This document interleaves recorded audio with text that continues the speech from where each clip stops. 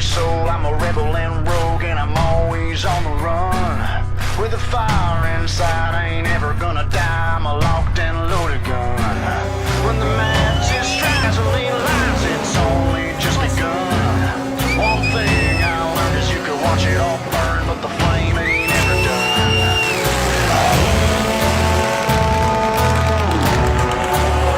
Raise 'em up a little higher. You're lighters, outlaws and outsiders.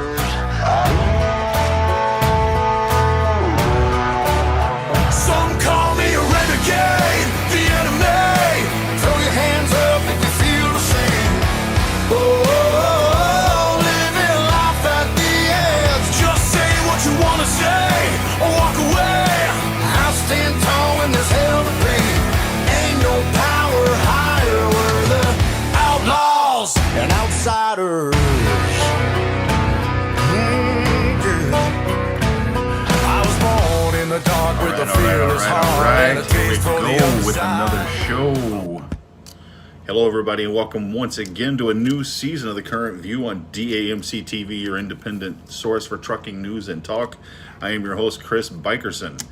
As we jump off into the new season, I'd like to just say, I give my apologies. Last season kind of ended abruptly as we progressed from the COVID lockdowns into the mass rioting, looting, and burning stages. And, well, my priorities shifted a little bit towards taking care of my family at that point, and I stopped hearing the show. And, well, it's a whole new season now. Hopefully we'll be able to keep on top of things a little bit better. Maybe things will calm down a bit in the country. Also, for the last year, and especially as we progress into the summer, my involvement got really heavy with one of the over-the-road drivers on our page, a guy named James Toller. If you aren't aware, he was running for the 78th District in the state of Kentucky for the House of Representatives, and I was his campaign manager. So everything, by the time summer got here, we started getting pretty heavily involved and trying to go back and reschedule all the fundraisers that we had scheduled for spring that we had to cancel because, well, the Rona. So anyway, that being said, you know what, that kind of brings me to our topic today, which is truckers in office. And unfortunately, we did not win our run for office, which is not surprising. We were running against a strong incumbent who was a member of the Republican Party. We were running under the Libertarian Party. That's a very strong Republican part of the world over there in Kentucky. So not at all surprised, but we ran a good race, a clean race. We had a bigger impact than people expected. Drew a record voter turnout, and drew a much higher percentage than a third party normally draws. So overall, I rate the whole thing a success, even though we didn't actually win the House. We're already gearing up, getting ready for a run in 2022. And well, that's what we're going to talk about today, is truckers in office. Of course, there's many different groups out there that are dedicated to a whole bunch of different things. We've made a whole lot of strides, I think, in trying to create more flexibility in the hours of service. Obviously, not everyone's happy with the changes that were made, but at least we did get some more flexibility to the hours built in, which is beneficial in some cases. It's not the perfect thing that we were looking for, but it is some improvement. Now, for the last 4 years under the Trump administration, I wouldn't say we've been completely ignored. We were largely ignored as an industry for the first, 3 years. We did start getting some attention going into 2018, 2019.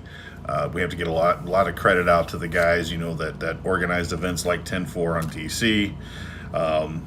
Organizations like Stand as One and even Black Smoke Matters that went out and organized all sorts of convoys that were used to raise awareness and got some meetings with the FMCSA. Organizations like the SBTC have been great. I'm probably leaving out some organizations, and I apologize for that. But there's been a whole lot of different trucking organizations that have been involved in trying to have more influence in the regulation of our industry. And we've definitely shaken a few trees, rattled a few cages, and ruffled some feathers.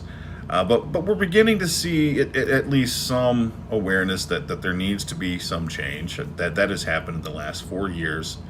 I understand that they're at least looking at putting together some sort of committee where truck drivers, actual truck drivers. If you don't know, the FMCSA, which puts out all the regulations, well, they recommend the regulations that Congress ultimately puts out.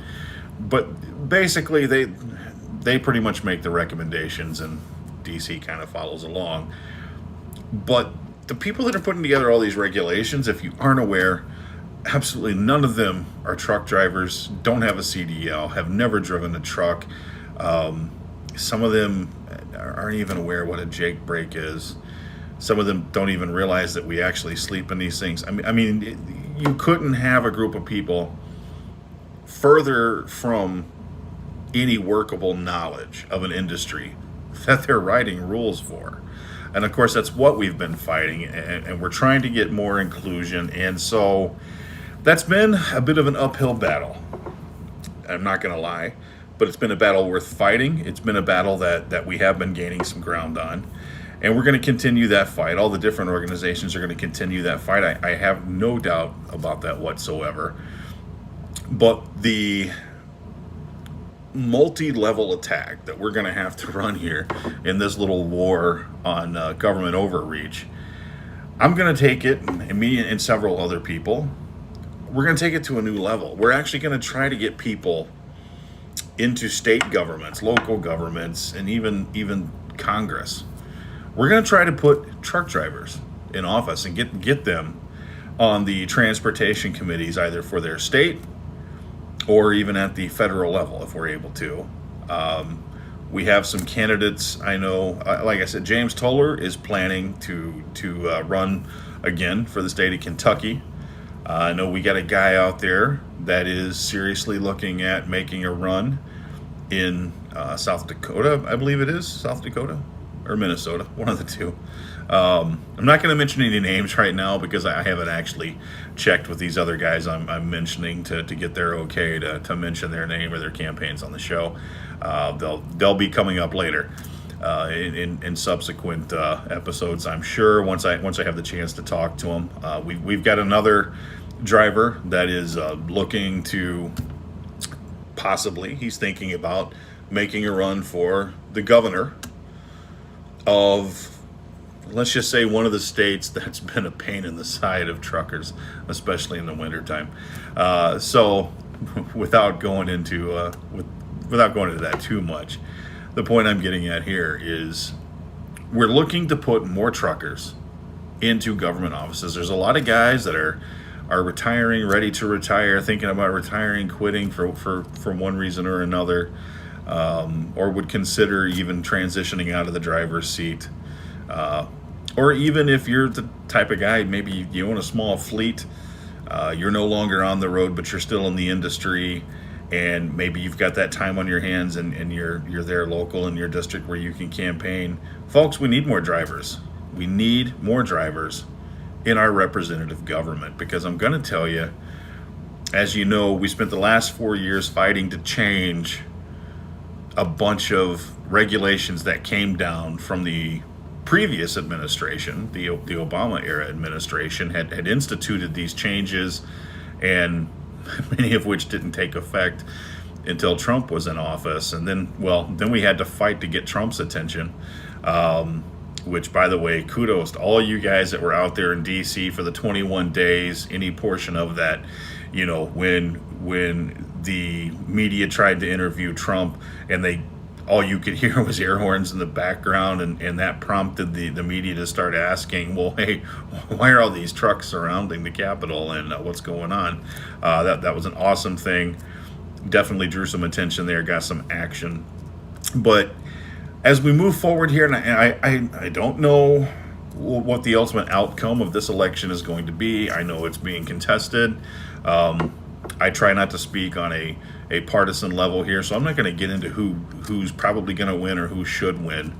But I'm going to talk about the possibilities, and that's for sure. And at this point, there's definitely a good possibility that we may have another Democrat in the Oval Office, potentially even a Democrat House and a Democrat Senate. That's all still up in the air. But folks, we got to plan for what might be coming down, because I'm going to tell you, when you look at the future of the trucking industry, I'm telling you, one of these candidates who may or may not be taking the Oval Office definitely took a big chunk of money from Wall Street for this campaign. And that's where I imagine their allegiance is going to lie. I don't foresee that anything we fought for the last 4 years to get changed from the changes that were made by the previous administration. I don't see any of that being followed up upon or improved if that regime change comes in again. And so what we have to look for, I believe at this time, we really need to look at targeting the midterm elections in the next term, which is 2022. And that's why I'm here to talk about Truckers in Office, the title of the show. We don't just need more truckers in office, but as we move forward with our effort to put more, whether they be current drivers that are willing to get out, fleet owners, owner-operators, guys who are retired, whatever, as we look to get those people into positions of regulatory power,